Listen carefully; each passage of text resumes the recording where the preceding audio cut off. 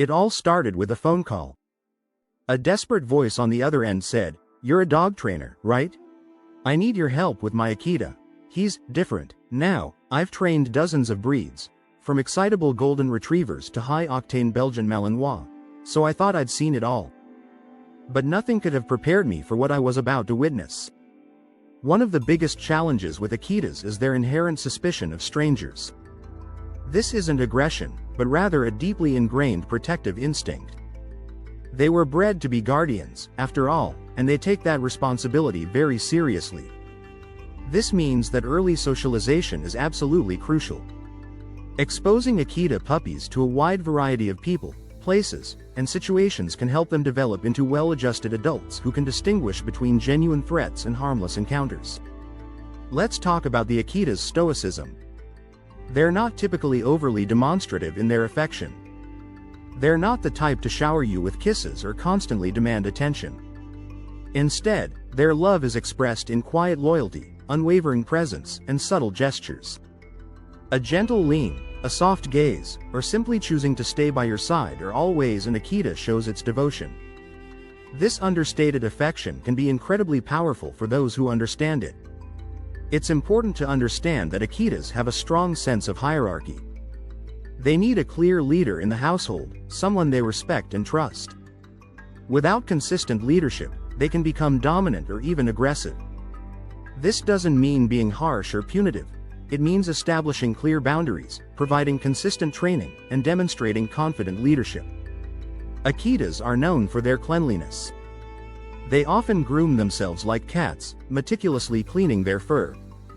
This is a welcome trait for many owners, as it means less frequent baths and less doggy odor. However, it's still important to maintain a regular grooming routine to prevent matting and keep their coat healthy. Let's delve into the Akita's history a bit further. They originated in the mountainous Akita region of Japan, where they were prized for their hunting prowess and guarding abilities. They were even used to hunt formidable game like wild boar and bears, demonstrating their incredible courage and strength. This rich history has shaped their personality and instincts to this day. One of the most fascinating aspects of the Akita is their silent hunter reputation.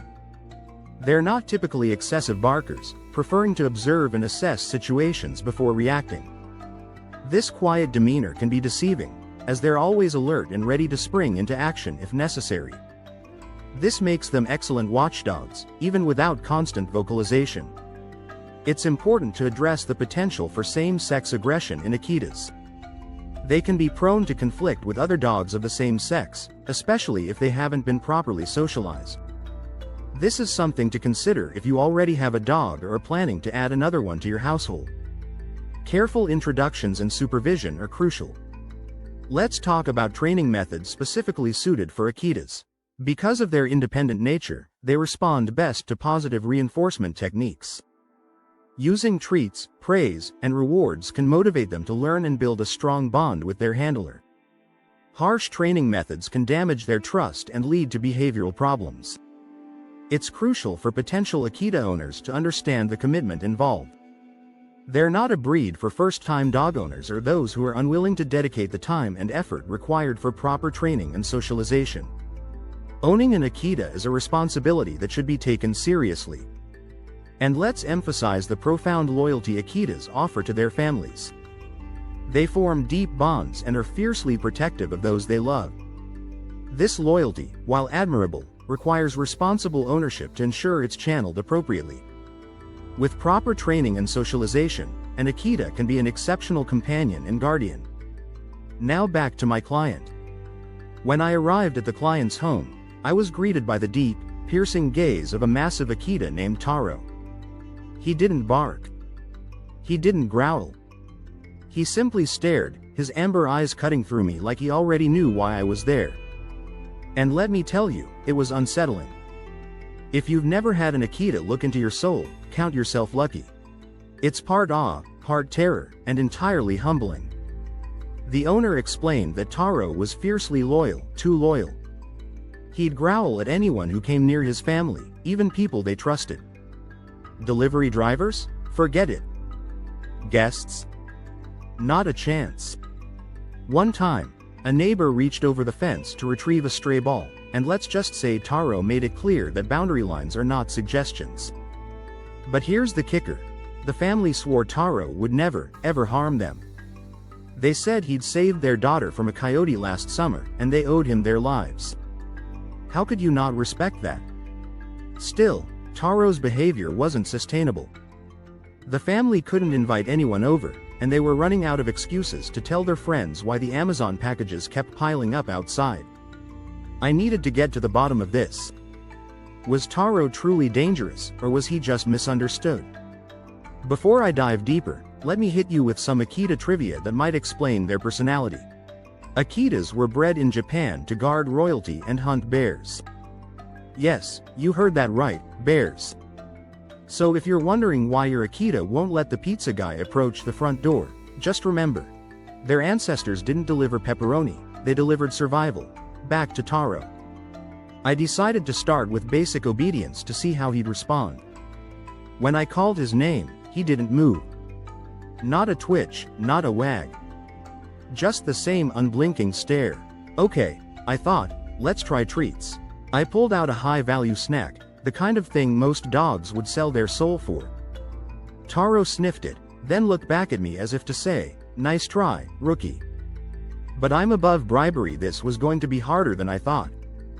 But then, something happened that left me absolutely speechless. As I turned to talk to the owner, Taro got up and positioned himself between me and the family's little girl. It wasn't aggressive, it was protective. His posture was calm but firm, his eyes scanning me like I was an unknown variable. In that moment, I realized, Taro wasn't defiant. He was calculating. Here's where the humor kicks in. Picture me, a so-called expert dog trainer, being evaluated by a dog. I could almost hear him thinking, all right, let's see if this guy's worth listening to. Talk about a role reversal. It's like going to a job interview only to find out your interviewer is a 120-pound dog with impeccable judgment. To earn Taro's trust, I knew I'd have to prove myself. Akitas are not the kind of dog you can boss around. They're like that one friend who's always 5 steps ahead of you in an argument. You've got to be calm, confident, and above all, respectful. So, I stopped trying to command him and started working with him. Instead of saying, sit, I waited for a moment of calm and rewarded it. When he finally sat, I swear I saw the tiniest flicker of approval in his eyes. Victory. Over the next few sessions, I learned more about Taro's story. He'd been rescued from a neglectful situation where he had to fend for himself. That explained his hyper-vigilance. This dog wasn't just loyal, he was a survivor. And survivors don't trust easily. But when they do, that bond is unbreakable. One day, the breakthrough came. I was teaching Taro to accept visitors by using a desensitization technique. We started with a friend standing far away, then gradually moved closer. At first, Taro was on high alert, his ears twitching at every sound. But as the sessions went on, he began to relax. By the end of the week, my friend was able to hand Taro a treat. I'd never seen the family so relieved. They joked about finally being able to order pizza again without fearing for the delivery guy's life. But the moment that truly left me speechless came during our final session. The family's daughter had been shy around me, but that day she ran up to give me a hug. Before I could react, Taro was there, watching. I froze, waiting to see how he'd respond. Then, to my amazement, he gently leaned into her, almost as if to say, it's okay. I've got her. In that instant, I understood why Akitas are legendary for their loyalty. It's not just a trait, it's their entire being. They don't just protect, they commit, heart and soul. Taro wasn't a problem to be solved, he was a guardian to be understood. So, what did I learn from training Taro? First, never underestimate the intelligence and depth of a dog, especially an Akita. Second, loyalty isn't something you can teach, it's something you earn. And finally, always keep a sense of humor, because when you're being judged by a dog, you're going to need it. If you've ever doubted the bond between humans and dogs, let Taro's story be your proof.